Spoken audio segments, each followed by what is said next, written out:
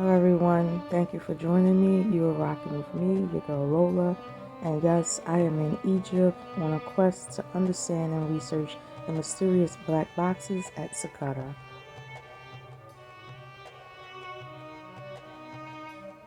But first, I had to enjoy the sights, which was an experience in and of itself.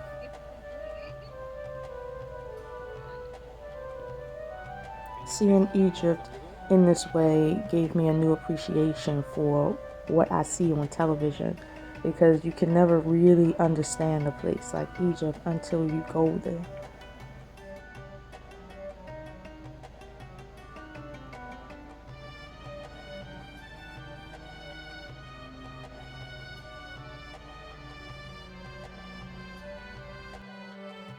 But one thing I found that I wasn't looking for was these indentations at the foot of the pyramid.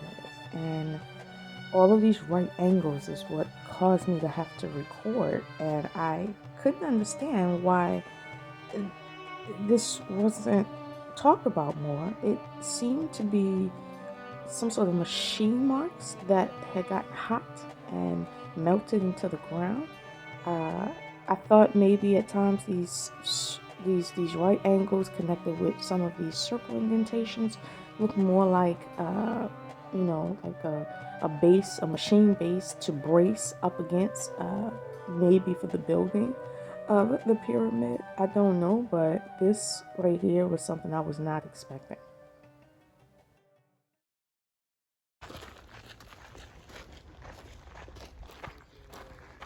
So, the king was the king of north and south of Egypt. So of course we needed to enjoy underground, different tombs, and this was an educational tour.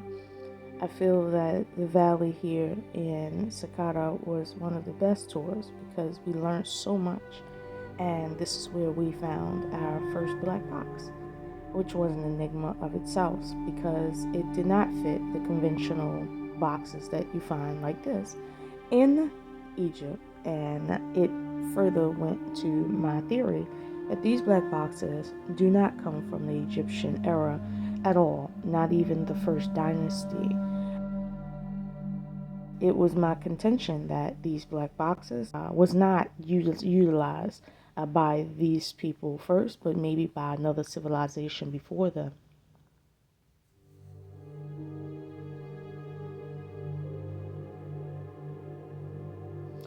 So we went to the site where the 27 black boxes are found underground, and this was it was a good find because the first thing I noticed was the walls. Now these indentations in the wall are similar to the indentation at the foot of the pyramid if you see how deep they are and the general shape.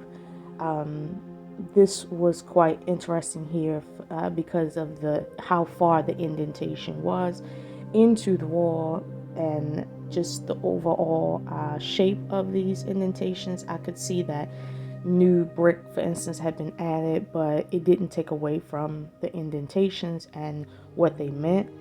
It was clear that indentations like this was for candle holding.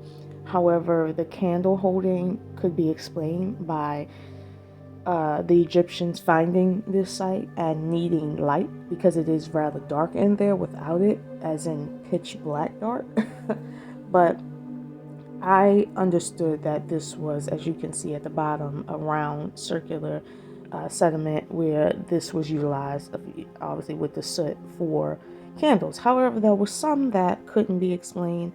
And again, it was very clear that a lot of these were for candle holding, similar to this. However, the indentations like this had nothing to do with candle holding. It's something that needs further research.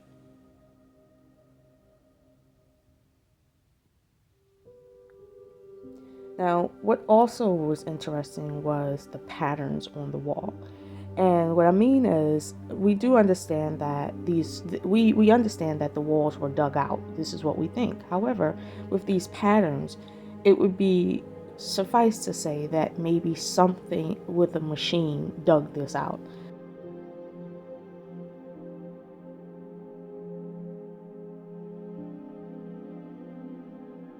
And to be honest with you, some of it we could tell was dug out with hands, like this right here. However, some not so much, because the patterns again are clear when it's someone who is digging with their hand versus this. And if you look closely, you will see that the little indentations at the center of each indentation is square, meaning something with a metal or harder square at the center here actually made this. This was not a rock, a random rock. This was actually a machine that made this. So this is why it is my contention, as you can see, that this was made by a machine, not by hand. This to me looked like a whole wheel, but again, it was something I noticed, and it was worth noting that the walls were very clear, as this right here looked like someone had did it with their hand versus like this. it, I could tell the difference, and I don't know why this hasn't had further research, but I'm here to talk about it now, just to give a different perspective, because tools like this definitely did not create all of that.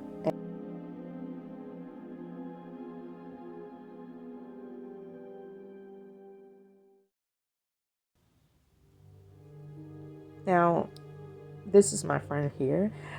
He is 6'3", and according to this picture, these black boxes dwarf even the biggest men. But what I paid attention to was the indentations on the boxes. This square right here on the right side. This was interesting because this was repeated several times on other boxes similar, which told me at least that this was meaningful because it was repeated. As you can see here, it's barely visible, but it's still there. Same thing here, barely visible, but it's still here.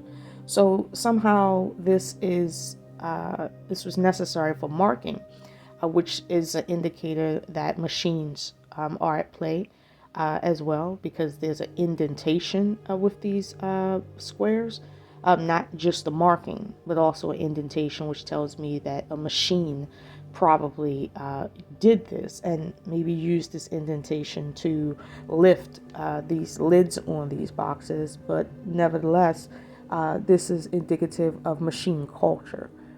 Now, if we look a little closer, we can clearly see that even with these indentations, you see there's these other squares here. Again, it's clear what they're used for, but these indentations here are for marking, not necessarily utilizing for picking up. However,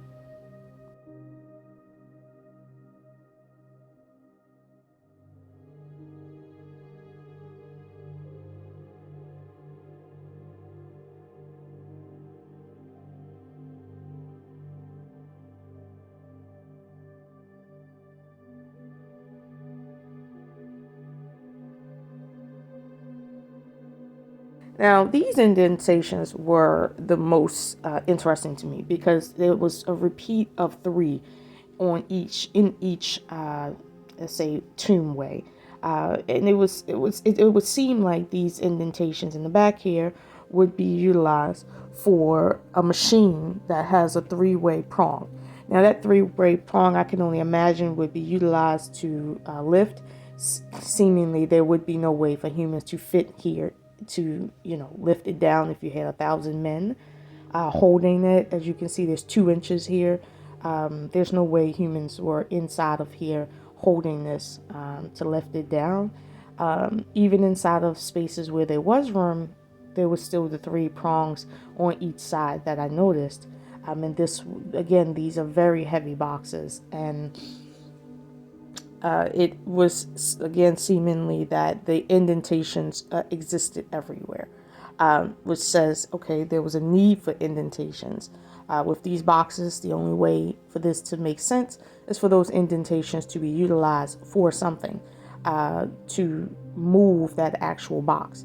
So as much as people would say that these indentations had nothing to do with it, and boxes were, let's say, floated there, I would venture to say that maybe the boxes did not float or if they did float, they didn't have the capacity to float in the way that we imagine it with the technology utilized, because it's still kind of crude technology. This here was something I also found, which is a pattern that I found also on some boxes. These were not black boxes per se, but I saw them at the Cairo Museum. And I noticed that these were the same exact patterns.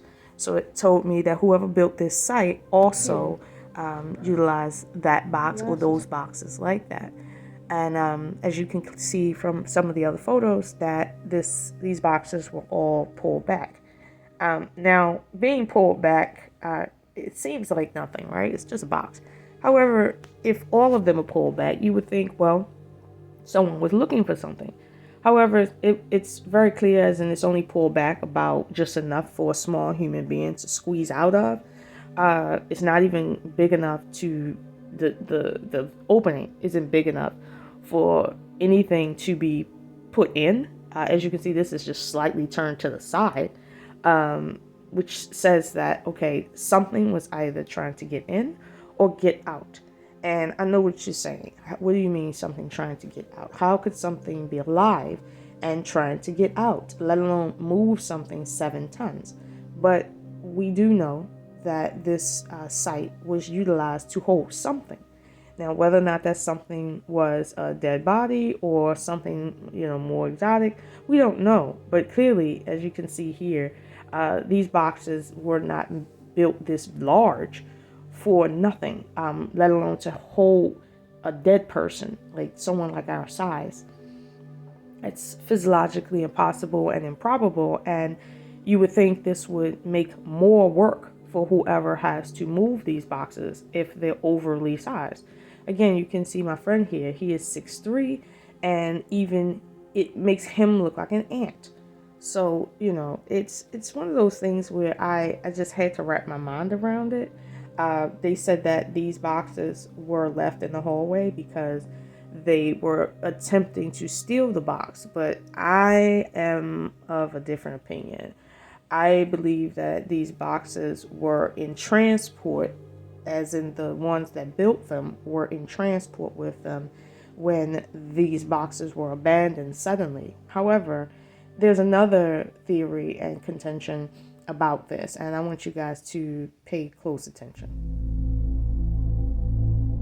In my research, I found the Emerald Tablets, and I found a passage in the Emerald Tablets that inspired me to travel to Saqqara because of the striking similarities. So please take a listen.